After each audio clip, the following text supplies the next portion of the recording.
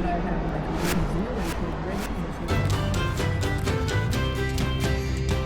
Welcome to Media Path. I'm Louise Palanker. And I'm Fritz Coleman. It's rush hour on the Media Path, but the traffic is delightful because everyone's listening to the same radio station and it's a party. We are joined by radio and voiceover greats Joe Cipriano and Larry Morgan, and by our new friend, author, podcaster, actor, content creator, Travis Richey. Today we're going to be contrasting and comparing classic and new media.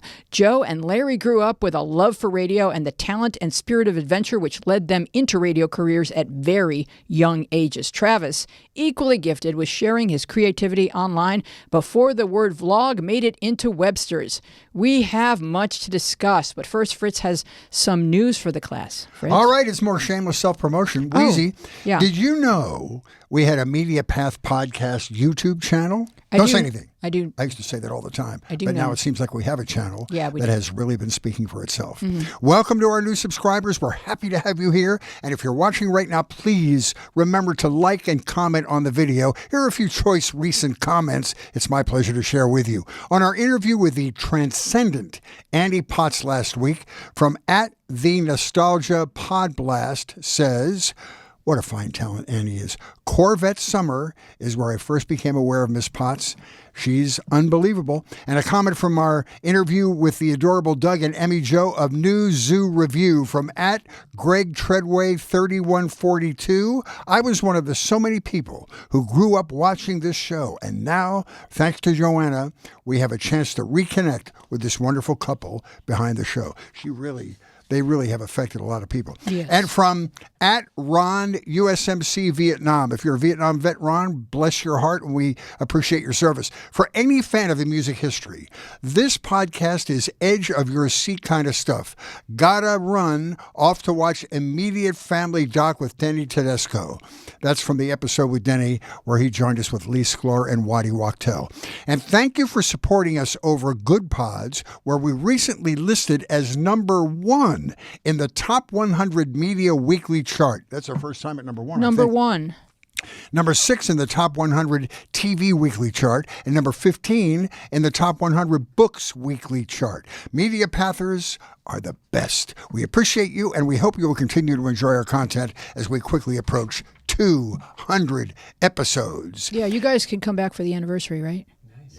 I'm just going to launch into my pick here, which Yes, is... please. What have you been watching and enjoying? I've been watching a multi-part series on Apple Plus called Franklin. Also watching This is a series that looks at Benjamin Franklin's assignment to the Royal Court of France between 1776 to 1778.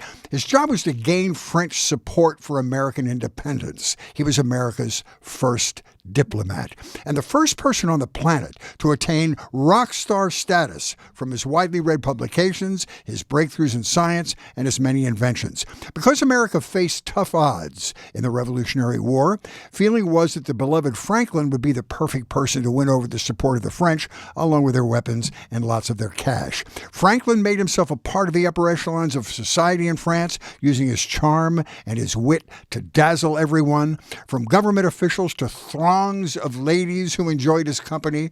Seeking funding was not easy at first. American forces weren't winning until they overtook the British at the Battle of Saratoga, which proved to the French that their money would not be wasted on the Americans. This series is really precise about history. That's why I liked it. It's based on a Pulitzer Prize-winning book by Stacy Schiff called The Great Improvisation. It shows how Franklin made serious inroads by being a dazzling French person, as it turned out, and making allies of all levels of French society. He shows his his survival instincts after John Adams had been sent by the American Congress to speed the process toward a quicker success. Adams and Franklin were completely different humans. Adams was stiff and antisocial with a personality of cement. Franklin was funny and convivial, somebody who could sort of work people with his personality. In the end, Franklin was victorious in his efforts and loved France so much that he stayed there until 1785. With him on his mission was his grandson Temple, who wanted to apprentice with his grandpa in the ways of the world. Temple was the son of Franklin's son William, from whom he had been estranged. We learned a lot about the great hero of the Revolution, French General Lafayette. Great background on how he became an American war hero. The history in this series is what I loved about it. I love history. What takes some getting used to is Michael Douglas as Benjamin Franklin. At first you'll say, this is very odd casting. The worst casting since Rex Harrison played the King of Siam. But after Chuck a while, Connors as Geronimo. I'm going to go there. Okay, thank you. But after a while, you get used to it, and Michael has a great natural smirk when he tosses off one of Franklin's great witticisms, and that made it work. Yeah, it's a lot of fun. And my favorite part so far is that just portraying Lafayette as an America fanboy was kind of adorable. He's just this school kid that wants to go to America and wage war because it's exciting. And so they finally give him a shot, and then he goes down in history as being quite a heroic figure. Okay. So I'm going to talk about a podcast that was recommended by this guy. Our guest, Travis Richey, clued me into a podcast called The Witch Trials of J.K. Rowling, and I found it informative and fascinating. I had heard that J.K. Rowling had tweeted posts that shocked, devastated, and offended the trans community, but I had not looked beneath the headlines. So, a little backstory. The host of The Witch Trials of J.K. Rowling is Megan Phelps Roper, who was born into the Westboro Baptist Church and spent her childhood holding nasty signs and screaming at mourning military families outside of funerals. Megan's eyes and heart were opened online by fellow Twitter users who spoke to her respectfully and helped her see that there is more to the human experience than she was seeing. Subsequently, she left the church and uses her experiences to work with schools on non-bullying campaigns, with law enforcement organizations investigating de-radicalization, and with tech companies on the intersection of safety, free speech, and the value of dialogue across ideological divides. Megan was given the gift of conversation rather than cancellation. She hoped to bring this approach to her conversation with the world's most successful author so that we may all better understand her perspective. Within the 7-part series, Megan speaks not just with Rowling, but with her supporters and critics, journalists, historians, activists, trans youth, their parents, and clinicians treating them. The narrative is expansive and difficult to summarize, but J.K. comes from a generation who fought hard for women's rights. She had been abused by men. She feels that certain spaces, such as prisons and dressing rooms, need to be safe for women, and that claiming you are a woman in order to access female spaces is potentially dangerous. She also fears that hormone blockers may forever change the chemistry of children's bodies when they are possibly not yet certain about their gender identity. The trans community fears that they are currently in far more danger than that which is presented by any very rare case of a sex offender posing as a woman to enter a female space, and that children are seen by many experienced healthcare professionals before any hormone blocker would be introduced. Megan's conversations with every participant in the series is thoughtful and respectful, and she periodically asks J.K. Rowling, what if you're wrong?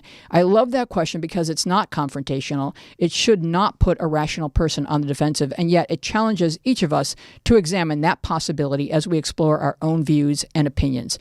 This is the definition of an informative and thoughtful podcast. I learned a ton, and thank you, Travis, for the recommendation. You will find The Witch Trials of J.K. Rowling wherever you get your podcast. But first, finish listening to this one because it's going to be amazing. Did you want to comment at all on? I still think about that. Yeah. That podcast. I think I finished it a couple of months ago, and I so want to talk to somebody. I want to be on a panel with like a trans guy and a trans woman and a couple different people representing different groups, and just civilly talk it out together. Mm-hmm. And I think that's one of the things we lack in our culture right now. So, conversation. Yeah. Exactly. So let's introduce Travis. On with the show. Travis is a writer, performer, creator whose Instagram bio reads, actor from Community, PLL, which means, if you're on the internet, Pretty Little Liars, co-host of the Exposing Ourselves podcast, member of the Collaborative LA. I guess that's your improv group, right? It's my acting group. Your acting group, okay. And author of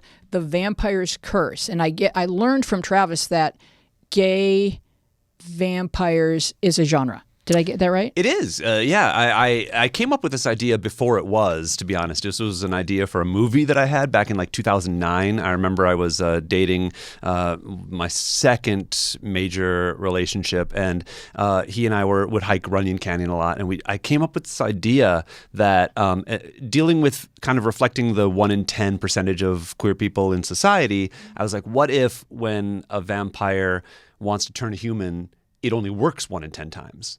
And so that's where the drama comes in, because then the other 9 times they die, right? It's because it happens the same way like an Anne Rice or a True Blood vampire, where they would they suck all the humans' blood and then they give them some vampire blood and poof, they're a vampire. So they can't just take like a lot of zinc and fight it off? No. It's although I do try to take a more biological view to the genre. I'm a big nerd. I love just nerdy things in general, so vampires, werewolves, spaceships, superheroes, all that stuff is my jam. But for this, I wanted to approach it less supernaturally. So like my vampires don't transmogrify into steam or bats or anything like that. There'll be no transmogrification on Nope, the show. not a bit. Let me ask you a question. First of all, there's always sort of homoerotica in the vampire theme. Yeah. Interview with a Vampire. I'm straight, but I wanted Brad Pitt and Tom Cruise to have sex in the movie. Everybody did. I just thought it was a natural. Have you seen the new series? No. Super gay.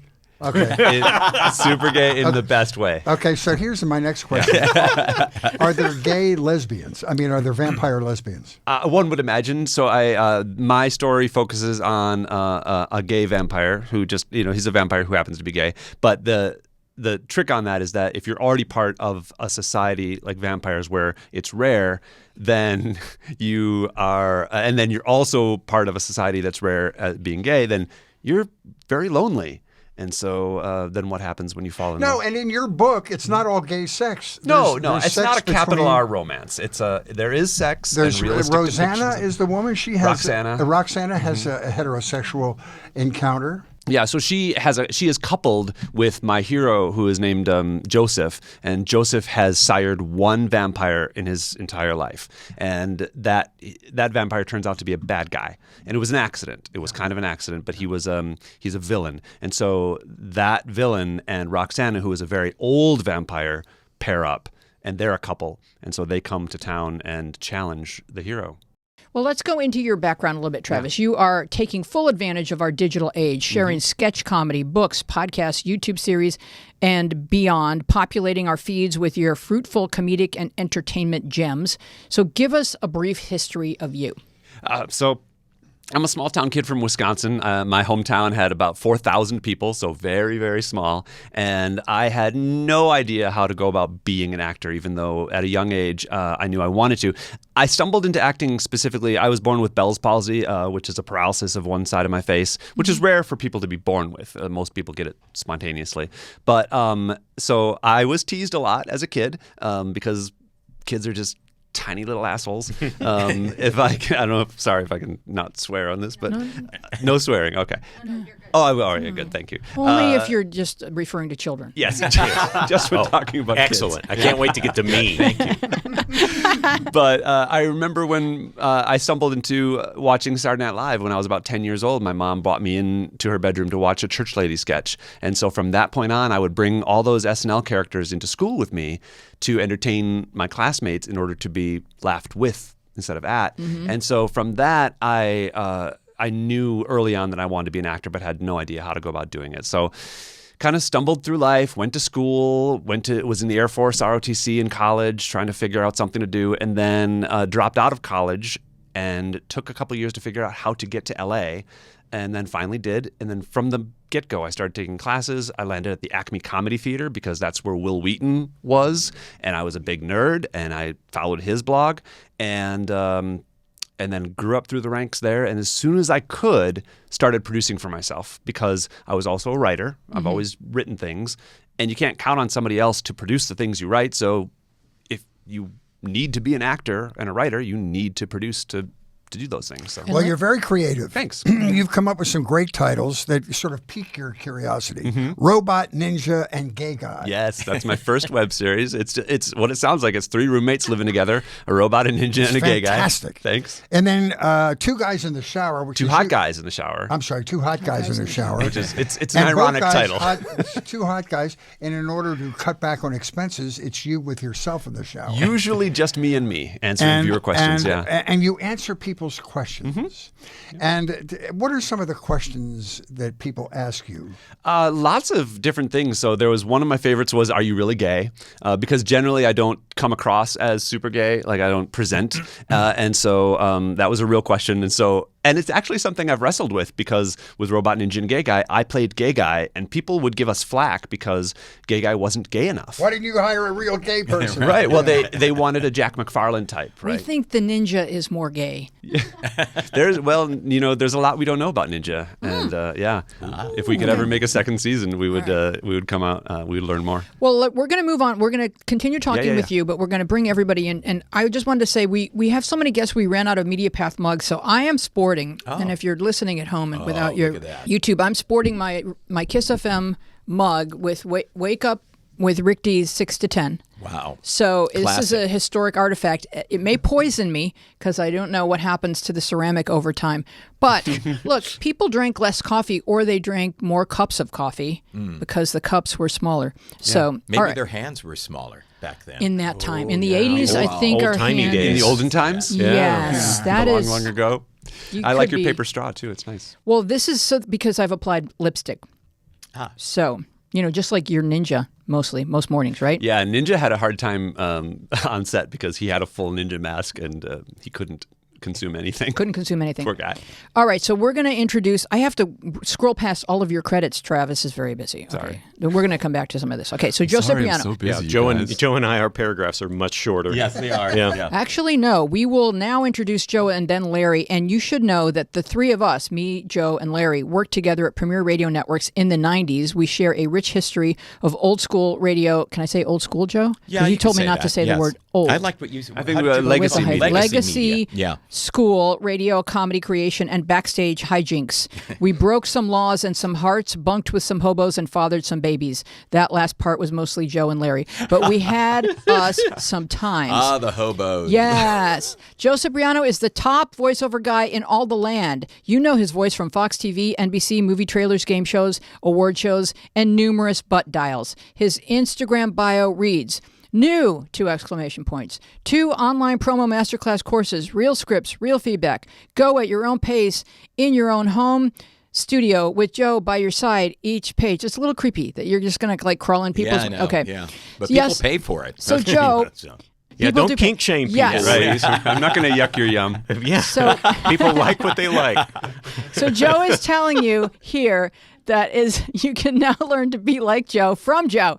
Sign me up. Joe is hosting an online promo masterclass. Do tell us about that, Joe. But first, how was my read? Oh, it was fabulous. Thank Great you. energy. I giggled, And you told and the then- story. I felt the arc. It I was went on wonderful. some tangents, though. I don't know if Well, no, that's that's recommended. okay. You All know, right. that gives variety. Are you Now- giving her a freebie? You told me you were going to charge that'll- me for that. That'll she be will be $15.95. Okay, there we I'm go. going to do Larry's intro now because Okay. otherwise he's just going to keep Oh, I talking. can't wait. Yeah. Larry Morgan is a broadcaster, podcaster, and a boss of people and things at KEARTH and additional Audacity stations. You can hear Odyssey, him. please. Audacity. Yeah. Oh, what is it? How's it pronounced? Odyssey. Odyssey. Oh, so they've made up a word? Yes, They did. indeed. They made up Okay. a word. Branding, Yeah. baby. All right, my brain has to just. I know. I'm Yeah, processing. I saw. I really I'm threw you processing. off. Sorry. Start from the Because top. there was a lot of autocorrect audacity. Could you ask her insists. to start from the top? Could you Right, start everybody from the top? Back to Autocorrect one, back to one. insists that it's called Audacity. Audacity. Okay. KEARTH and additional Odyssey stations. You can hear him on KEARTH at night, and you will recognize his voice from commercials and other important announce and pronouncements. Larry's Instagram bio reads, and there's a lot of initials here, okay, so bear with me. Wow. Nights at KEARTH 101, plus regional brand manager at Odyssey, including Big 94.5 Phoenix and at Sunny 98.1 as Steve voice you hear on commercials and stuff monkey enthusiast. Yes, monkey enthusiast. He has, you Yes. have a great biography on Instagram. It says broadcaster, podcaster, soup slurper, former astronaut, sometime Instagram model, and frequent pathological liar. Correct. That's Wait. the best biography. Does that I've mean ever you read. don't slurp your soup? No, I do not. Oh, no, I find it Devastated. very offensive. Yeah. So Larry and Joe Yes. and Travis, Wheeze. I guess. What's your memory of your first creative output that wasn't you being cast in a school play, just you doing you? Oh, I actually remember. It's funny because that did spur a memory for me. Hi, this is Larry for listeners. Hi, Larry. I think in a way I kind of did old-timey radio stuff. I remember having just a little realistic tape recorder where you had to hold down the red button and push play to record something. I would make up like soap operas with my little sister, and I would just feed her lines and just stop and start. They were terrible. And then ask my older sister to kind of play intro and outro music for us. So I was kind of creating these little old-timey radio shows with just made-up lines that were really silly, but like my little sister being several years younger than I and us doing big dramatic scripts together just off the top of my head. So, Do you have any of those? Can we find them? No, Oh, thank goodness. goodness. No. Okay, You wait, they were- each have to answer the question. Oh, I'm sorry. Oh, Joe. geez. Oh, me? Yeah, Okay. because I know, Joe, you made Mine- a radio station in Oh, that's true. Yeah. Yes, I did. Well, I think probably you did as well when we were kids. But actually, going back, mine also has to do with a sibling, my brother, who is 9.5 years older than me. I was a surprise, although my mom said I was a blessing. A blessing. Yes. And but he would babysit, he and his girlfriend, who is now since his wife for the past 7,000 years. I would also with the tape recorder upstairs. They would be downstairs. My parents would be out to dinner. And I thought that I could create this really interesting show by recording them giggling and laughing. And I would let down the microphone from upstairs. Oh, wow. And I'd have headphones on and I would listen. Isn't that radio porn? Yeah. It was early on, very early. I put the P in porn. I don't know what that means. But And in Spycraft. then I would, I had the speaker run down there as well. I set this up. Then I would play it back for them while they were down there. And then my brother would run upstairs and give me what is called a noogie. Yeah. Ooh, Yeah. the noogie. Yeah. Yeah. Oh, you deserved it. That was Yes. that was bad. I would with the radio. Maybe Fritz, you have a memory of this too. But somehow we were obsessed with our tape recorders. Yes. So We all were. we would act out. They had these romantic comic books because we were girls, so it wasn't Spider-Man or anything. It was like these romance stories in comic books for girls, and then we would give them Italian and Brooklyn accents because we knew they were stupid. I mean, we knew the comic books were stupid, so we would have fun at their expense and with sound effects and the works. Very good. Oh, yeah. That's lovely. And Yeah. what about you, Travis? I'll shout out Spider-Man had some romance, by the way. Him and Mary Jane had a hot relationship. So, no, for me, it was also very early. I remember in your comments sparked the memory in me of doing audio tapes of like sending out little radio shows that I would send to my grandmother using that red tape recorder that was in the 80s. I don't know if anybody had that, where it had a built-in handle. Oh, sure. The plastic. Yeah, and I did that. And then my friends and I mentioned to Fritz before we started that Ghostbusters is my absolute favorite movie. And so we would make sequels. We would be writing our, like, what would Ghostbusters 3 be like? Oh, this is fan fiction. Yeah. Early We were doing days. very early fan fiction. Yeah. So that was my, acting creativity. For writing, in high school, I wrote a Star Trek spec script. A couple of them, actually, because I had heard that Star Trek was a show that accepted specs. Oh. And it was, for a while, the only show that did. And so This back is in the when day, you were living in the Midwest? this is when I was a Wow. high schooler in Hey, Wisconsin, wow. and Very good. and edit, like formatting my script in whatever Word document I could figure out. Like every indentation was hand done, and so that was I did 2 of those, and I found them recently, and they're not bad. I rewrote one of them to be a what's the Seth MacFarlane show, the Orville. So I love I the rewrote one of them Orville. to be an Orville spec script. And Has anybody ever gone back and found some? Like I finally got digitized a bunch of the little Super 8 movies I made with my friends around Odessa, Texas. Has anybody ever gone back and looked at some of these things? And obviously, as crude as they are, or whatever, but have you ever gone, "Oh wow, that was actually more creative than I remember"? It almost teaches you to remember what it was like when you didn't know anything, because then you didn't have any parameters set. You didn't have any expectation. It was just like, I think I point this and then we do these fun things. And it's always wild to listen back or look at some of that stuff. remember doing with my niece and nephew, this would be back in the 1970s. We did something, and it would be just kind of improv. You'd make it up as you go along, and it was called Snow Shark, and it was winter in Connecticut. But the way we would edit, there was no editing. could So be a you would movie edit now. in the camera. Oh, yeah. So you just, go and stop, and the next scene, go, and that would be the editing. that's funny. So I was at school in Minnesota at the University of Minnesota, and we did a shark squirrel movie. Shark squirrel. Yeah, it was called Fur. Was it a romance? Yeah. Was it a romance? No, it was a straight up Jaws ripoff. Yeah. Uh-huh. But it was funny. Now, Fritz, you were an only child, so I imagine you had all kinds of different methods. Well, I had of a stepbrother. Okay. And my first recording was not doing a radio show or any entertainment thing except for anybody but ourselves. My stepbrother and I did the Nixon-Kennedy debates. Oh, my God. Oh wow. And our Impressions, parents the whole found bit? it so hysterical. And it was just me going, doing Yeah. those stupid things in the thing and just talking and gibberish and improvising. And it was awful, but it was so insanely entertaining to our parents. I never understood why. brilliant. That's great. You just sparked a memory for me. Oh, my Okay. gosh, I can't believe this. In third grade, for show and tell, I would do presidential news conferences. And I would play Kennedy. Okay. Wow. And all the kids in the class would ask questions, and I would imitate Kennedy and do a press conference. We'd We like could do to a hear passable that. Nixon. We Great. could I do a would like Nixon to Kennedy hear- debate right now. Improv Can I ask you a- chops early. Can we ask you a question? I don't think I could do Kennedy anymore. Sure you Oh, could. I can do Ted. And when I returned, Mary Jo and the car were gone.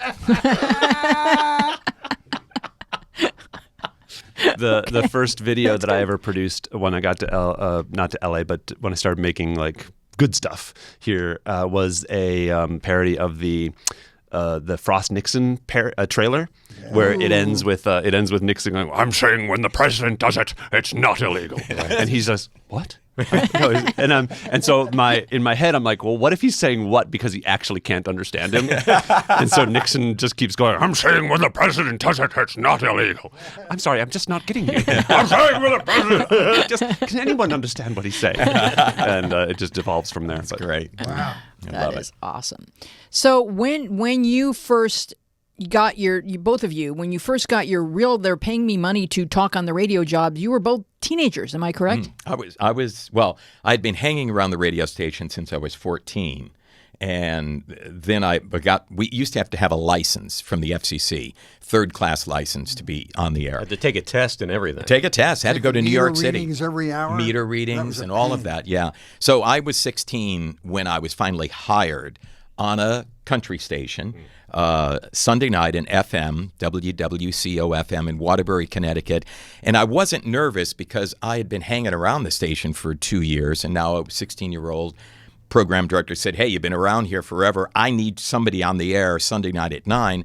And I wasn't nervous because it was the FM. And who the hell listened to FM? It's got no future. And country. I mean, it was like nobody except my parents. I think they listened. I They was told you they listened. You did a wonderful job, sweetie. No, I wrote the Rick D's Weekly Top 40. And I Yeah. would go home for Thanksgiving and I'd say, well, on the show, blah, blah, blah, but you probably heard it. And then, yeah, no. I'm like, you don't listen to the show that I write? Well, we listened the first time to hear your name on the credits. And we're good. So, we got lives. Yeah. I was 15. I don't think I probably got to say my first words on the radio until after I'd already been working there. But I got hired. It was literally, this was 1978. It was just under the wire. I didn't have to take the test. It was, FCC had just changed the rules because they made me study, and then they came in and said, oh, no, you just apply for it now. Yeah. But my first job is virtually the same as perhaps 90% of every radio professional from my era. Your first job was running Casey Kasem's American Top 40 on the weekend. Yeah. So I would go in Sunday night, 6 o'clock. I would run that show for 4 hours off of very cheap vinyl. They used to produce it because you were only running it once or twice a weekend. You had to make sure you were playing things in order, because Casey would sound very dumb if we went from number 14 to number 23. Oops. Yeah. And I only did that once. And then I was there for like a year before they let me finally crack the mic at midnight to read a little card that said, "This ends KOZA's broadcast day." Wait. KOZA is owned and operated by Odessa Bryan. And then I would walk over to the giant AM transmitter and a big red button and turn it off. Wow. And you would see all these tubes just go shoo, and the lights would go down, and this 16-year-old would be the only person in this building, walk out, lock the door behind me, and you felt like $1 million. It was like, why are they letting me do this? I am in charge right now. They would like to be asleep. So now you're doing evenings at KEARTH, for people who don't live around here, is an iconic classic rock FM station. Yeah, they've been around. They were basically the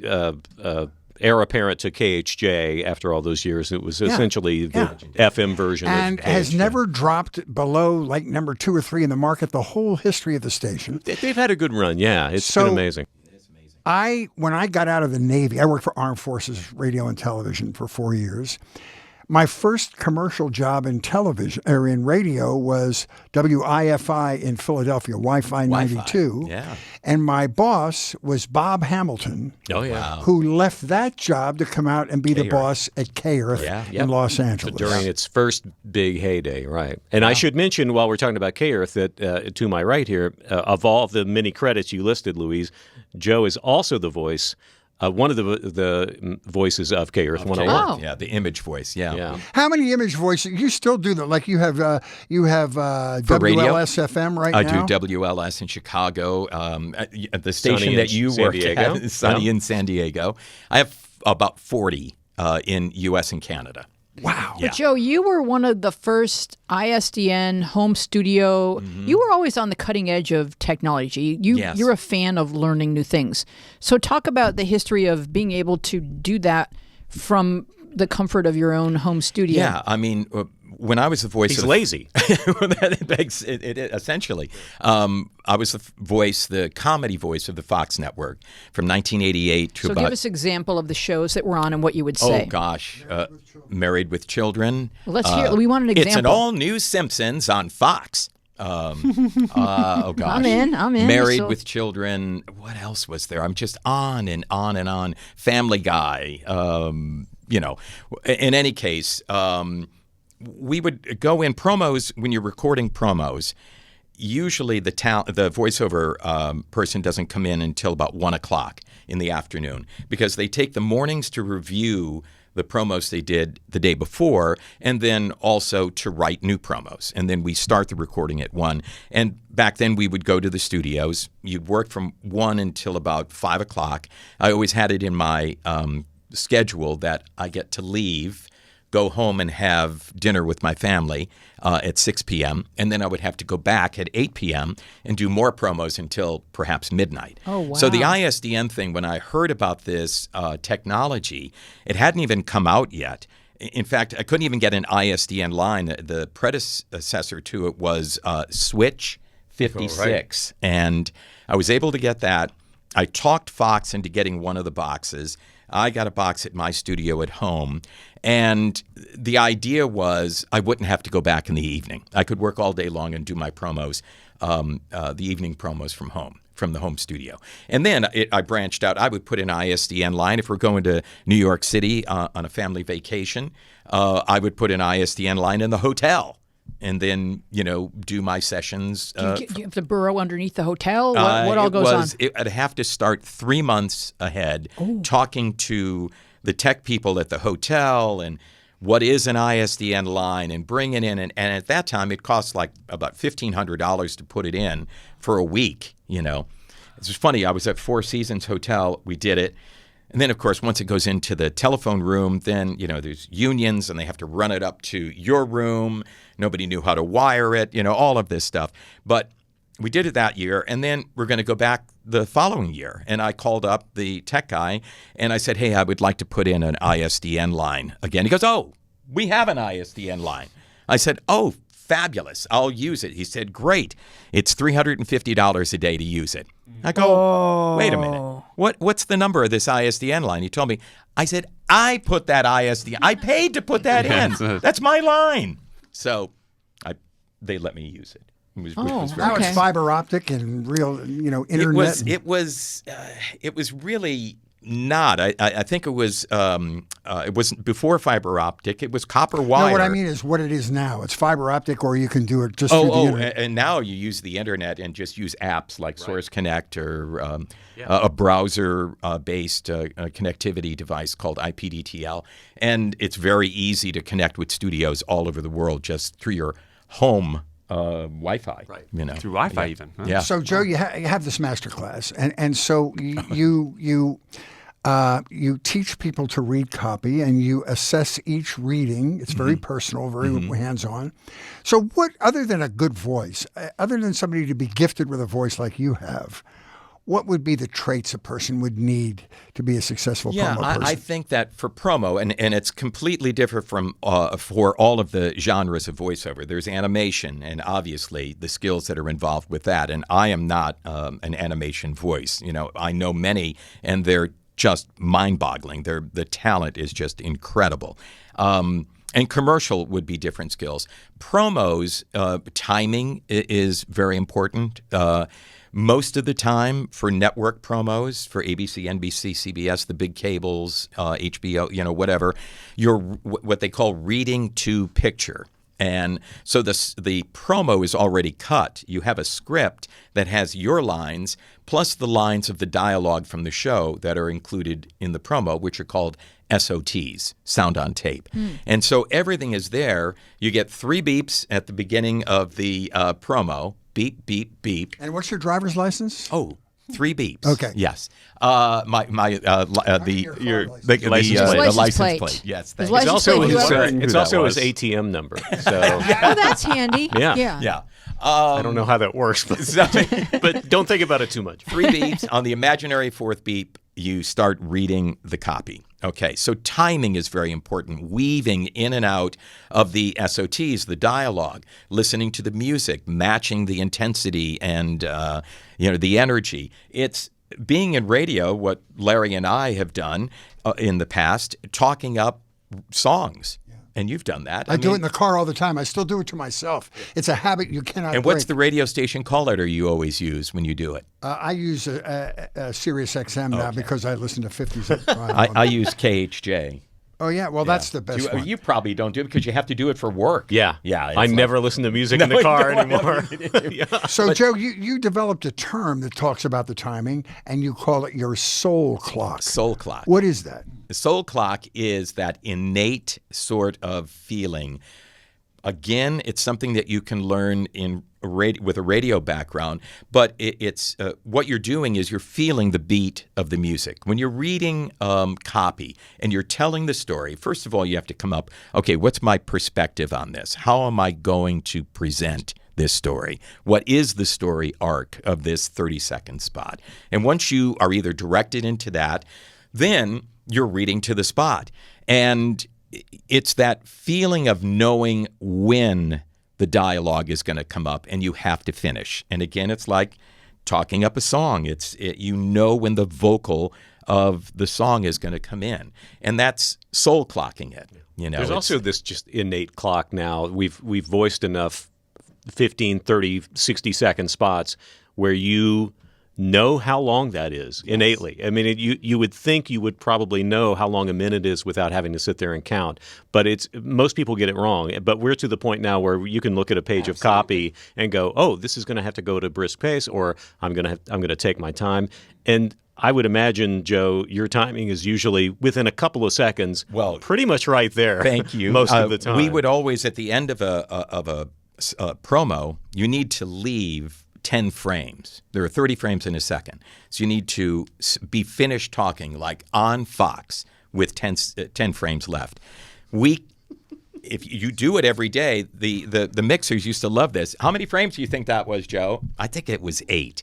And they would measure it and they go, yeah, it was 8. And it's like, okay, let's speed it up a little bit. It is a weird skill to have. It is. It's very strange. That nobody needs to have. Part of the promo masterclass is having people come in and I have them, whether it's the online or if we're doing it in person, tell me about yourself in 60 seconds. You can't look at a clock. You just have to feel it. And it's amazing how somebody will think, I had one person, voiceover talent, who was telling us a wonderful story, and then I stopped clock when he was done, and I said, how long do you think that was? He goes, I think maybe I went over, it's like about a minute and 5. I said it was 2.5 minutes. Wow. So it's like that complete disconnect to what you're talking about, time. But it is very important part of specifically doing promos. And when you first went on the radio, Larry, I imagine you grew up listening to disc jockeys and admiring them. How did you carve out who you were going to be? Because it's a completely different art form when you're being a disc jockey, because you are talking up a song and you're giving out pertinent information, but you have limited pieces of time within which to show people who you are, and that this is a fun place to be together. Well, I think being that young, you don't know who you are anyway. I mean, I'm still working on that, by the way. But you're right. You in my mind, I thought I was being myself, but I guarantee you I was influenced by all the other people I was listening to. I would imagine. Joe, you tell me who you tried to sound like when you first started out. Oh, God. Dan Ingram, who's a famous DJ in New York there's City. Nobody better. John Records Landecker Oh, in my Chicago. God, from WLS in Yeah. Chicago. And Wibbage in WIBG in Philadelphia. yeah. He was one of the funniest human beings on the planet.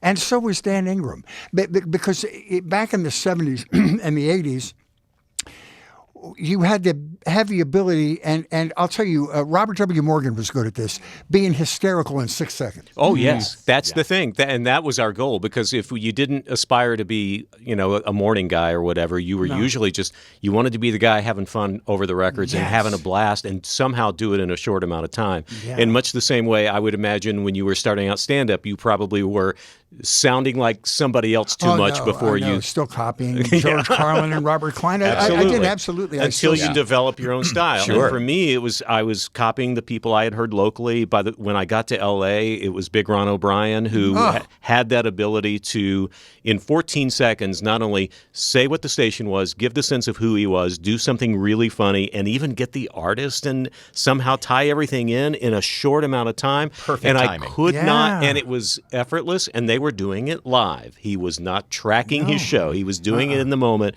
That, I still to this day hear myself saying things that he had. I will say, it's Larry Morgan on KEARTH 101. That's Larry Morgan.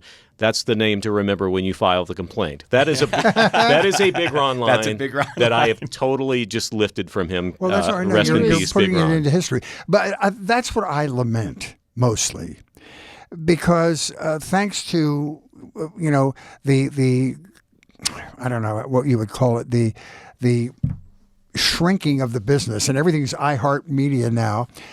I miss the huge personalities. I worked at WKBW in Buffalo, which was a 50,000 watt clear channel. I grew up listening to Danny Neverth, and that guy was the greatest. Yeah. Yes. And Joey Reynolds and these huge, bigger than life guys. But they no longer exist. Howard Stern is probably the only huge, recognizable air talent that people talk about now. It used to be, it wasn't even 10, 15 years ago where we could say who the morning show was in Kansas City, or Right. back what we would call air checks, trading cassettes of shows from other places. Oh, you would know all explain that phenomenon, because unless you're a radio geek, you don't know. We know, if we're boomers, that we grew up and how important it was that everybody at school had listened to the same content you had listened to on the way to school. That was a huge part, of our cultural connection as kids. But talk about the whole air check community. This is pre-internet, and it was a way to share with fellow radio nerds who was doing what in what city. Right. Explain how it worked. It was just radio nerds or people in the business, because you didn't necessarily have any other way of listening to other stations or big morning shows, typically, or big personalities in other markets. You usually heard about them. Somebody else would say, "Oh, you know who you need to listen to when you go to Chicago," and so there were a couple of very enterprising people. Art Volo is one of them. George in San Diego at California Air Checks. I forget his. They found a way to get people in those local markets to actually record just the disc jockeys and all their breaks off of the air, or they would ask the jock themselves, because we loved being able to showcase ourselves to other people. Telescoped air checks. And there was a period of time when they did like a 33 1/3 record once a year of the latest air checks. Right. Yeah. And Charlie Van Dyke Programmer's was the Digest. guy who voiced it, and he would do a little narration. Intros, From WFM. And then they would play the air check, and it was so cool. So the air check, just so you know, for the viewers, listeners, it's the disc jockey talking up the song. The song starts. Everybody in the world wants to hear the song, but then they cut it and they go to the end of the song, and then it's the disc jockey at the end of the song. Right. That's And what you an would- air check is. And what you would do when you were on the air, because you did these for yourself and usually for your boss. And Because they were a resume. They were a showcase Right, of that's your how you work. would get a Yeah. job. they were also Yeah. part of your ongoing employment. Would be one of those painful things you would have to do as a disc jockey if you had this kind of boss, was that when you were on the air, you would pop the cassette. For me, it was a cassette tape, put it in the player, and it would only record when you opened up the mic. You open the mic channel, it would record the on-air sound, so it would hear the end of the last song. It would get your break, and then when you turn the mic off, it would stop recording. So you would just have this was automatic. telescoped air Yeah. check, as you said, Fritz. Yeah. And that's what you would get a call from your boss or Air a note check from your boss. meeting. Bring Air in check your meeting. Wednesday show. So he could go back over it and listen to every single thing and tell you on every break what you did wrong, Oh, my which is gosh. still one of the, I think, most dumb things a program director Well, can it just do. has you in your head to the extent that you really can't. We all know when we're when don't we need messed some- up. we know we knew. screwed up. because Yeah. because we would hold on to it for the rest of the shift and be mad at ourselves But you know what? well into the And next it's like in day. comedy, the bad days last longer than the good days. Absolutely. Right. Now, the funny thing is, my wife, when we were dating, and we were working in Washington, D.C., and we were working for NBC. She was on the AM as a news writer. I was a disc jockey on the FM. Once a month, we would drive up to New York City to see the dress rehearsal of Saturday Night Live. Back then, you fun. could just walk in with your NBC ID. Oh, man. Okay. So on the drive up, I'm listening to WFIL in Philadelphia, or whatever you're going past. George Michael, and Dan Donovan. George Michael, and so Dr. we're in the Don car, Rose. and the jock starts talking. I turn up the radio to hear the jock, and then when he's done, I turn the radio down. And it's like, I want to hear the what about song. the music? I mean, this whole thing, but that's our Our mentality. brains work different. That's the when music meant nothing. And you could Hear a just song anytime. That's when I knew I was Yeah. getting really interested in radio, because we were talking about the little portable tape recorders when you were kids. After I would do the fake soap operas, we didn't have any other way of doing it. You would put the tape recorder with its condenser mic up to the speaker of the AM radio and record the song you liked, because you'd hear it start. Well, I transitioned over time. It's like I realized I had stopped recording songs and I just started recording the disc jockeys. By the way, quick question. How bored is Travis right now? Just I'm miserably, fascinated. Honestly, just checked out like 20 minutes ago. Not at all. This is fascinating. My experience is so Oh, different. yeah. I want to talk about your Well, experience. because you were Let's go- 10 when Church Lady was new, which really is staying with me for some reason. But I want to talk about, I mean, we were talking before we came on about how you had to edit the two hot guys in the shower thing, but you have the ability to do that now.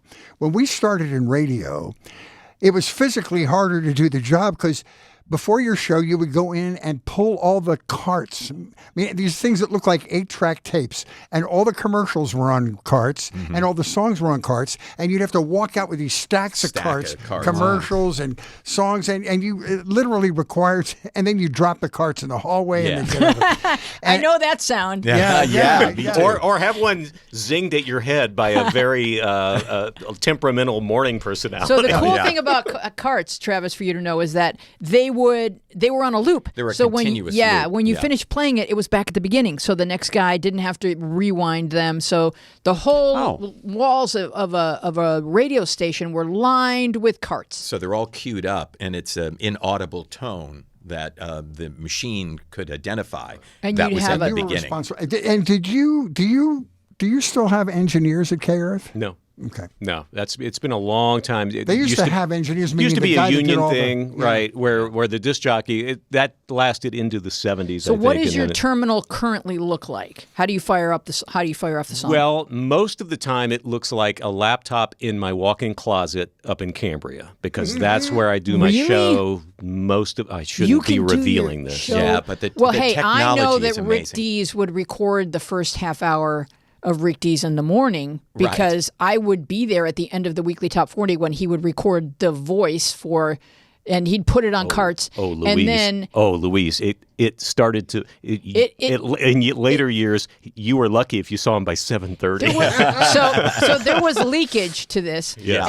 And he would proudly walk in and say, "Hey, this morning." In the car next to me looked over and they were listening to me on the radio and then they saw me in the car and I blew their mind. Nice one. This is what happened right at the pandemic, and I think of all media, radio was probably the most nimble to adjust because it wasn't even something that was really considered that much. Obviously, there were ways to do your show from other places. For years, Kevin and Bean at K-Rock, Bean was located in Seattle, something they were pretty transparent about, didn't talk about all the time, but it was fairly seamless. But that was, again, kind of a complicated system of probably an ISD connection for years and then other things. Yeah. And a Zoom or a Zoom-like type thing where they had a camera. But when the industry started going, everybody's going to have to go home, what do we do about our shows? They handed us a laptop and some proprietary software that apparently already existed. It was just a little clunky, and said, go set this up. And engineers set it up. We took it, connected it to our Wi-Fi, and we were able to track our shows during the pandemic from whatever environment we could find that was somewhat clear. You couldn't go live, but you could do it at least maybe 15 minutes ahead of when that on-air break would upload it. And then it would upload, and now it's gotten to the point where it's even more streamlined. They made it better almost immediately, and now it's pretty easy. I can track a show in Phoenix and in San Diego and in Los Angeles from my home in Cambria. And all the songs are on there digitally. It's no more carts. It's all lined up for digitally. you. Oh, yeah. And man, it's mind-blowing. It is. That is And really I cool. was a music director for a while, which is the most labor-intensive, boring job you can ever have because you would have to call 35 music stores and do these sales research, charts right, and do the research and see what was selling well. And you knew these guys were lying. Yes. The Blue Oyster Cult's #1 this week. No, I don't think so. But now it's not about. Wait, why would they lie? Was the Blue Oyster Cult just- there going like, I'll give you $10 to say we were number if they one? had a Oh, lot that of went on inventory too. That of went it, on too. too. Yeah. But They just had their favorites. They had their But favorites. it was a way to sell stuff. Yeah. But now it's all about streams and downloads and clicks. And so the way they tabulate all that stuff is automatic now. Oh, nobody knows anything though. Nobody Well, knows. it's funny because all the we have so much information, but nobody shares any of it. Yeah. Like, and that's the big thing. And it's in the hard to industry. distill Or it. they Like, have- what does it all mean? Was like, do these numbers actually mean? Is somebody actually listening? Is somebody? It was pretty simple. Even though the numbers were fudged, you could say record stores sold a certain number. Well, those numbers were based upon really how many did they order to be in the store, Right, and then right, they right. would, and then And whatever so the labels clerk on would- the phone said. There's an Yes, agenda behind whatever we share. Yeah. Any of us, Right. whether it's a Facebook post or what, there's an agenda behind what we decide to share and how we decide to present You'd it. always get a free lunch out of the record guy. Oh, the promo guy as that long would as come you in. add his song to the yeah. So Well, what yeah. is the time era that KEARTH is currently playing? What is the time era? You think of 60s, but now maybe it includes the 80s. Where are There's we? no 60s, 60s. no 60s. No There's more no 60s. There's No barely any 70s. 70s. Yeah. Really? We still say 70s, 80s, and 90s. No, I say that. You do? Could you say that real Yeah. quick? 70s, 80s, 90s. It's funny. Okay. Well, Yeah. Yeah. Now no, it's old. No, Oldies is we do not use the No, O we never word. say. Oh. They never say. It is classic. Classic. Legacy hits. hits. Uh, Legacy. So it's the sweet spot right now is like You're the music director, aren't mid-80s. No. You're the That's Greg. boss. Greg- I had a Greg's in. question for Larry. That was wait. Where was my Larry? According to an internet press release, you have been elevated to regional brand manager of classic hits That's right, I at remember that. Odyssey. A while ago. Explain. Congratulations. Yeah. So, what does it mean? You're the boss. Huge bump in salary with decide. Yeah. Do you decide what music is played? I mean, I have a direct impact on two stations outside of Los Angeles, one in Phoenix, one in San Diego, and then I'm assistant brand manager for KEARTH here with our boss Chris Evett. So you could fire me. You have the authority. You to could get hire rid of me. Right. There you go. Oh, look, man. that could all happen today, right? I mean, right Travis here, does have a great live voice. on our See recorded. that? Like, this is how it happens, Travis. So that brings up another point that kind of irritates me, and this I'm showing my octogenarian bent now. No, we'll get off your lawn anytime now, Fred. Hey, you kids. But also because of digital technology and because of the money saving aspect of it, there are a lot of like small and medium market guys that are getting syndicated now in several markets just to save money, and they don't deserve to be syndicated for lack of a better term. I mean, it kind of goes both ways. There has been no kind of farm team for radio in some time now. Yeah. There is the way Joe and I started doesn't exist. You can't walk into a local station in a smaller market and get the crappiest job on the station because they don't exist anymore. Just to get eventually up to the bigs. So for now, 2 decades, there has not been that influx of new talent or interest coming in. So it's Skippy the intern. What do we used to call it at Premiere? What was Skippy the intern. Yeah, He's not there. Who gets elevated? I mean, he was hanging around. Joe, you were hanging around a radio and got a station job. at 14. I knew a girl who was dating a disc jockey at the radio station and got my job that way and just kind of worked my way up. But that doesn't exist anymore, that path. So And when it's you the same for records too.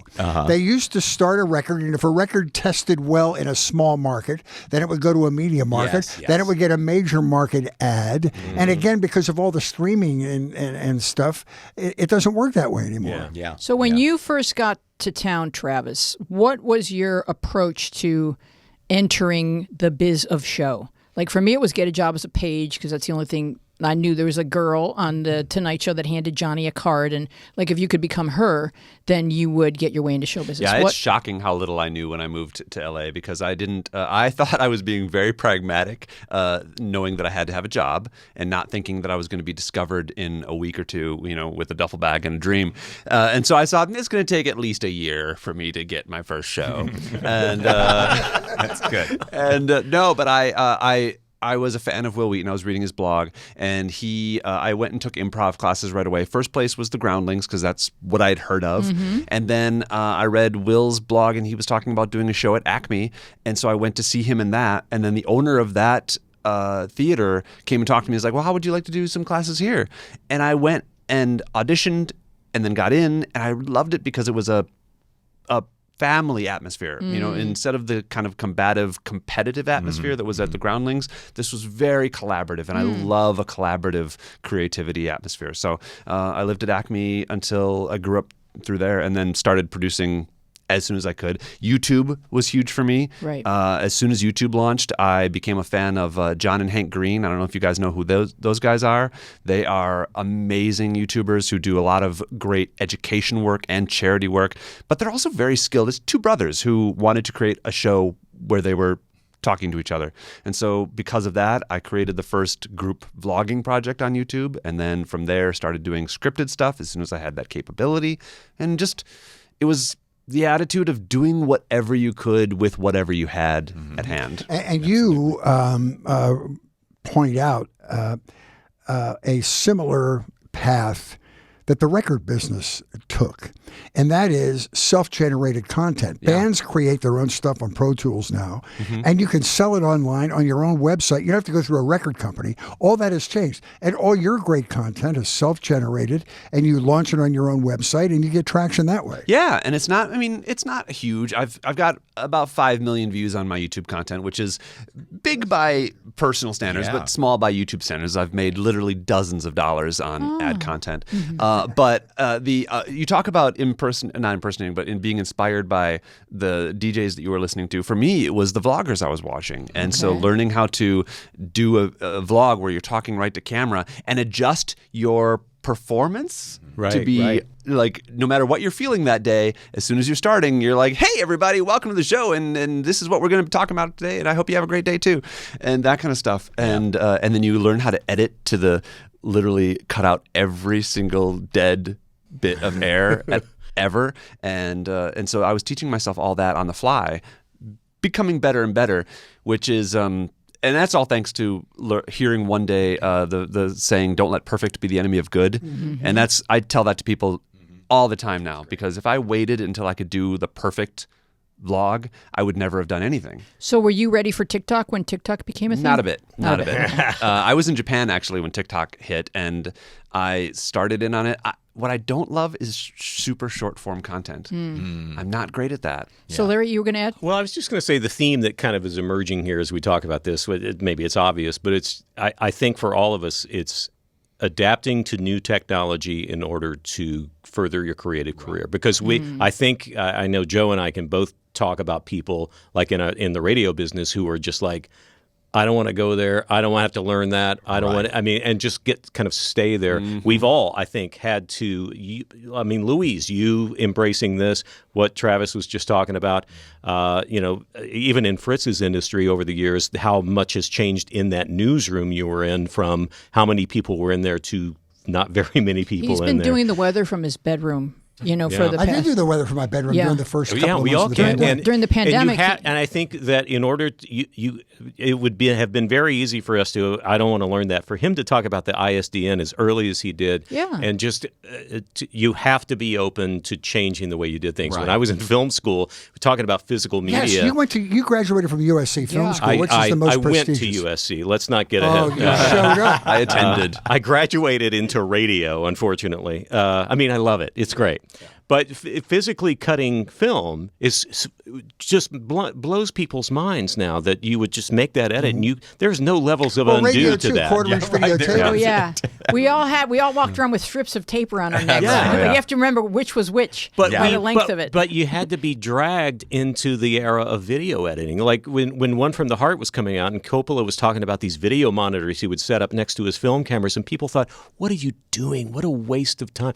Where now that is absolutely the way you would do it. And you can literally sit there and cut a film 19 different ways, save every single one of them, go back, undo, change things out, do a couple of keystrokes can change the feel of thing. And not only is it more efficient, but it's more creative. And I think I'm really happy I lived through the era I did, because because of what we're talking about, I probably am a better editor because I was so limited with what I could do. I had to really know what the rhythm and what the beats are going to be. What I always ask my nephew, who's they are a young person, and I ask, okay, do people your age understand the template that is being recreated digitally? Do you understand the concept of a typewriter, or do you understand the concept of film or editing in layers? Or anything analog. Or do you understand the analog origin? Like we could ask Raph and Mason, I guess. Do you understand the analog origin to what you have learned to do digitally? Because I don't know if they still teach that. They teach you what this was based on. This technology was based on an analog process, like typesetting, for example. Yeah, right. Yeah. I mean, we just keep evolving. The things that will remain the same are people want to read things, people want to hear things, people want to watch things. And people want to create things. And people want to create things. Those things, how they're disseminated and how they're created will change. Let's talk about advancing. Both of you. What about AI? What about the ability for some dark person in their basement to take and duplicate your voice and sell your voice without your... Well, it's funny. First time already that dark. The voiceover community, their hair is on fire. They're over AI, and I don't fear it. I see the opportunities. For example, I have an AI that I've been playing with, and it's not available to anybody. In fact, Joe's not even here. I'm not here right now. Yes, I'm having a great time in Cancun. This version better. So lifelike. Yes, less caustic. The opportunities for this for individuals, and also for people who need talent on camera and voiceover are immense. For example, if I do promos for The Simpsons for U.S. television, and Italian TV is running The Simpsons dubbed. But they heard that voice that's doing the promos and thought, we'd like to use that voice. Well, my AI speaks in every language on the planet. So, the opportunities for that are unbelievable. As long as you can control the circumstances control and you own the intellectual content. So here's the other thing. Quick story. Yeah. One of my biggest stations or group stations in Canada sent me an email last week and said, just want to take your temperature on this. What would you think of if we needed to do a pickup that we use AI and do the pickup so that you don't have to record it? And now I'm already into this, and my grandiose plan was I was going to offer this to radio stations, networks, for an add-on price or whatever that, under control. If they're going to type in what they need, I get an email, I can approve or deny it, they get a unique code, and then they can do it. This radio station says, I said, how would you do that? He goes, we have a website that all of us use where we create voices for commercials. It used to be in radio. There were people everywhere. There were secretaries. There were news people. There were sales people that they could bring into the production room. And here, I need you to say this line. I'm going to, downtown Nissan or whatever. So there's nobody there anymore. So they create it on this website in the AI. And you could pick any voice you want. You need a male, a female, an accent or whatever.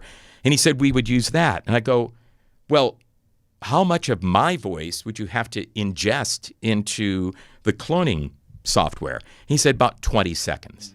So that just blows my whole plan. But you completely need to be paid for that, in my opinion. Of course. Yeah, you do. But what you just said, this is one of 40 radio stations that I do.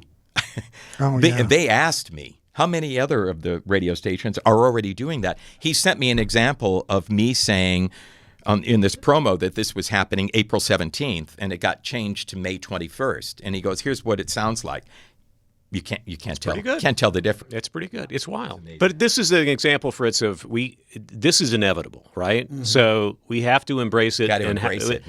There are certainly ways to protect ourselves. Obviously, this last big renegotiation of SAG-AFTRA, that was a big part of it. AI, not just for all, for making movies, for visuals. It's going to kind of end up being the same thing.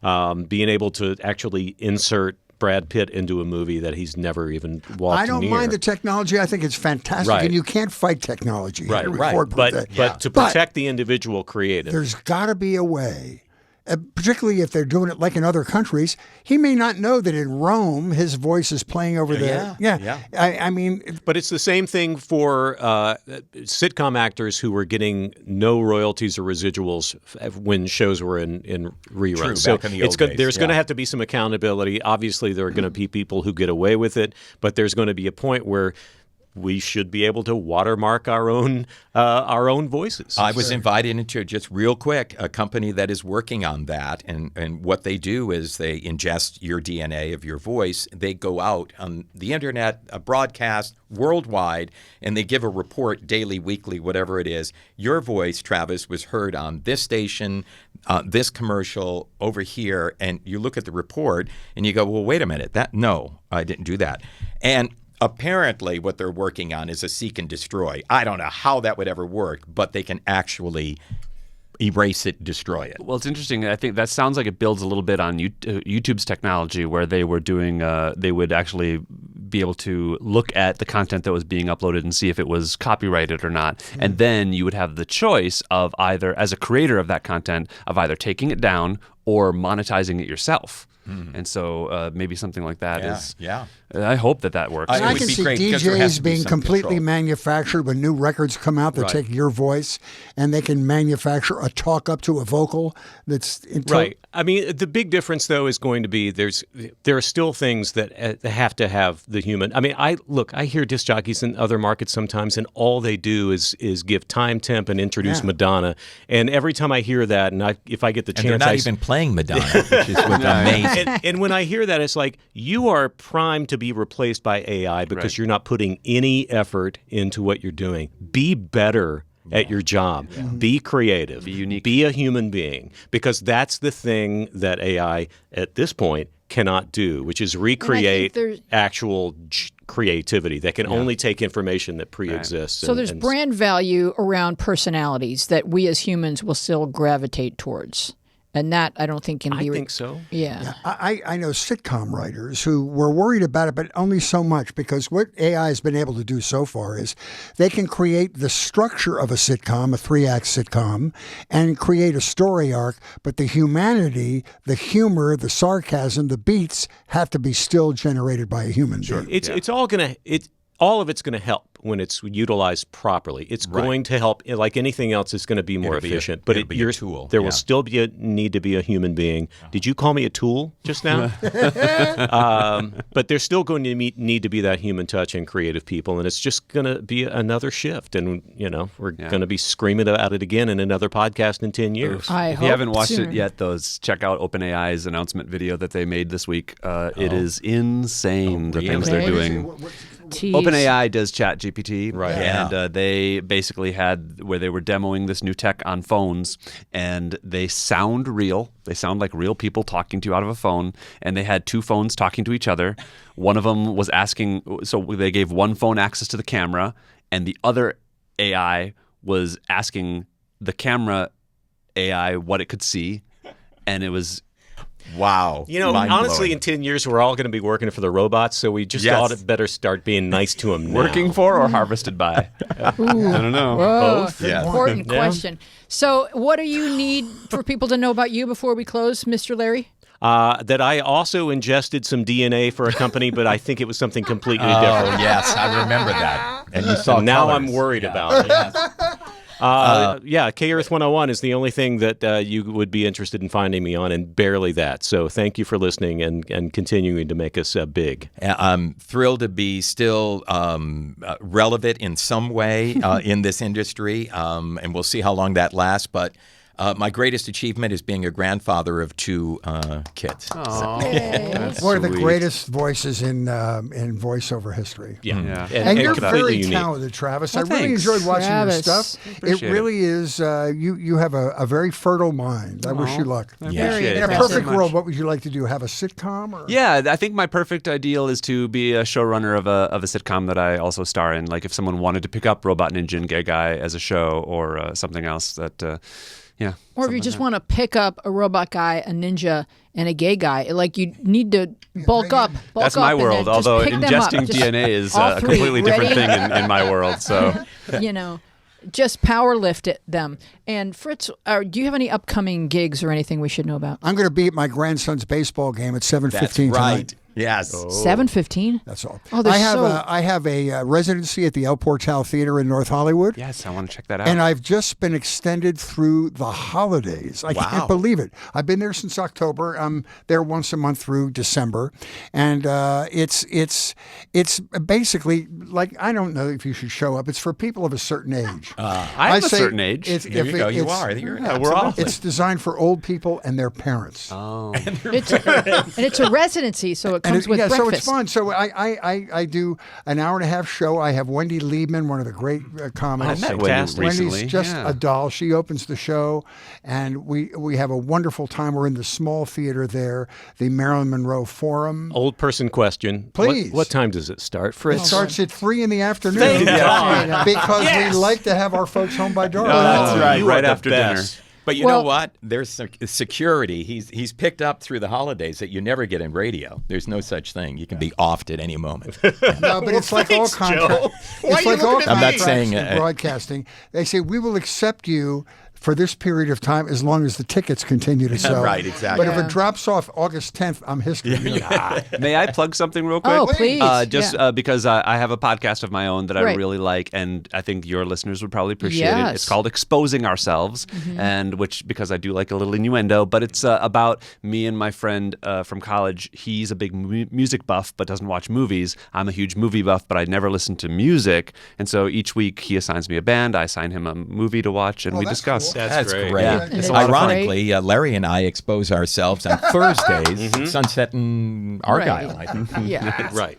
Yeah. No, so it's a good drive-by event. It is. So We'll put that in our show notes. Okay, Awesome. good. Thanks. Dina said we'll put that in our show notes. The street corner they expose themselves on? Both of us. Oh, I think. great. Okay. I have a podcast called Media Path that I do with Fritz We'll have to Coleman. check that out. Yeah, you Heard should of check that. it out. So thanks for coming along down the Media Path. We would love to continue this conversation with you on Instagram and Twitter, where we are at Media Path Pod, and on Facebook, where our show page is Media Path Podcast, and our Facebook group is Media Path with Fritz and Weezy Podcast Community. And we are a video podcast on YouTube. You get to watch us and laugh at our outfits, and then hopefully subscribe, and we may even expose ourselves. It's possible. Guys, if you're listening to this, it took me months to get around to checking out the YouTube channel. Do it, because the production value on their Production is YouTube amazing. It's all about videos is production. crazy Yeah. good. I She's do- the editor. She edits and puts Yeah, all this it's stuff beautiful. in. Yeah. It's really well done. I use Final Cut Pro 10 if you're a nerd. And, Final Cut. yeah, we love and they actually just are putting out a new version of it right tomorrow. I can't even change the ringtone on my phone. I barely learned it's this good one. stuff. It's exciting Our stuff. YouTubes are full of additional visual treats Save that it will for the surprise act, and Fritz. delight Yeah. you. Find us at MediaPath Podcast on YouTube. Write to us at MediaPathPodcast@gmail.com. And continuing with you guys can talk amongst Oh, yourselves. good. Okay. Tell Really? us This what is you've so been watching, boring. reading, I and love this. loving. If you enjoy our show, please give us a nice rating wherever you get your podcasts and share our social media She's posts still going. so that your friends can learn about your excellent taste in podcasts. How many words As are long on as that your thing? friends aren't Joe and Larry. I don't know how long and she Travis. can go, guys. Our website is MediaPathPodcast.com. She's just going where and you going can and find talking. interesting episodes. I think she's repeating some. She just started all over Yeah, again. she went back. She uses AI to change this into Spanish. We can Wow. fix it all in post. amazing. Fix us We all. want to thank our guests, Joe Cipriano, Yeah, Larry we Morgan, love and him. Travis Richey. Our team includes Oh, Dina Friedman, those are John Maddox, good ones. Bill Filipiak, Mason Brown, Garrett Arch, Raphael, what's your last name? Rusak, and Dina Friedman and Garrett Arch and Jordan Dina. Reyes. And yeah, he has a great name. And it's Raph, and he's been really holding it all together for us with Mason today. Our theme music is by me and John Maddox. I'm Louise Planker here with Fritz Coleman and Travis Richey, Joe Cipriano, Larry Morgan. Be well and wise. Be kind to each other. Come on, you guys. We can do better than this. Yes. We will see Don't you forget to be along awesome. the media path.